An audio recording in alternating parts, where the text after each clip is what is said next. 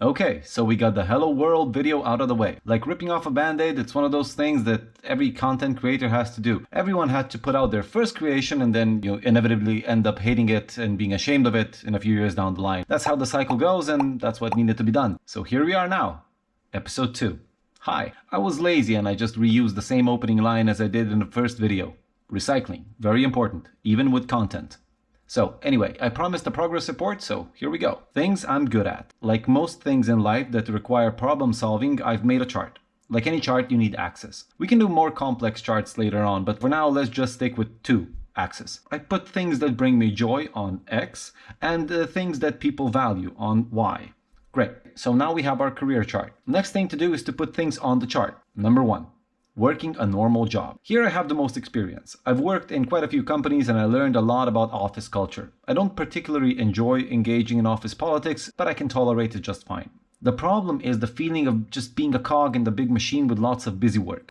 Also, the pay is more or less fixed. You can get promoted and get a raise if you're okay with more responsibilities, but my main gripe with a normal job is that being good at it is usually and surprisingly not the best way of getting more pay.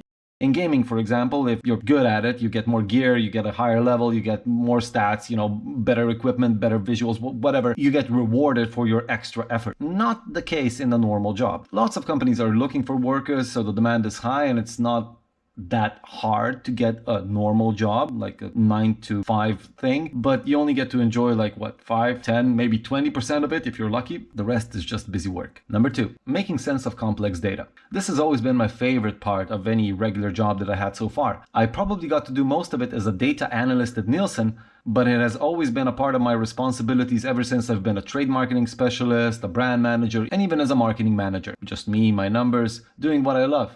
Playing detective with data. All I see is blonde, brunette, redhead.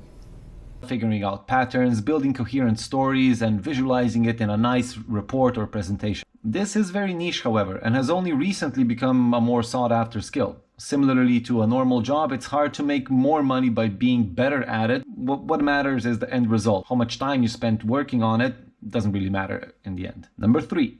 Doing voiceovers. Now, early in my teens, I had a job working at a local radio station and God, I loved that job.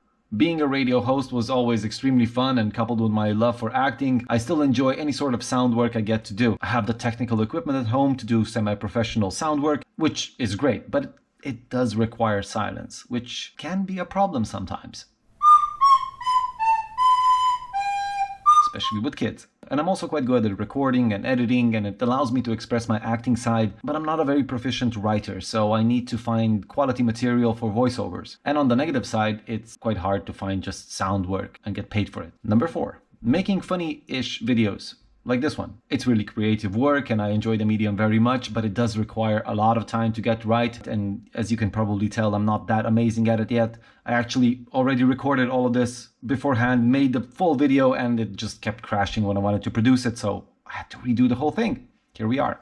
I am learning a lot though, so don't worry, it should get better. It does pay a little bit better than just pure voice acting, but it's still quite hard to find work as a paid video creator or to be interesting enough as a solo creator. So we got those 4 things on my chart.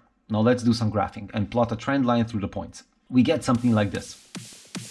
Now if we look in the mirror, what do we get? A check mark. So the universe is telling me to do this. Either that or I'm sponsored by Nike. I'm not sponsored by Nike.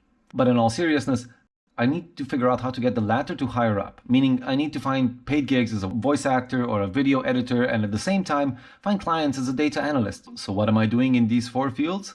Well, I'm ignoring the normal job completely. I've had one for 12 years, I'm a bit burned out on it, and quite honestly, I need a break. So that's on the sidelines for now. So for number 2, I'm building standalone reports, which could be useful for small and medium-sized businesses, and at the same time, I'm also improving my knowledge in SQL and Python.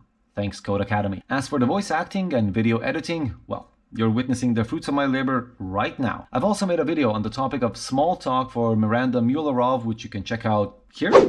Oh yeah, feedback is also very important, so leave a comment down below what you think and how I can improve. Thanks, that's it, and I'll catch you on the next one. Bye-bye.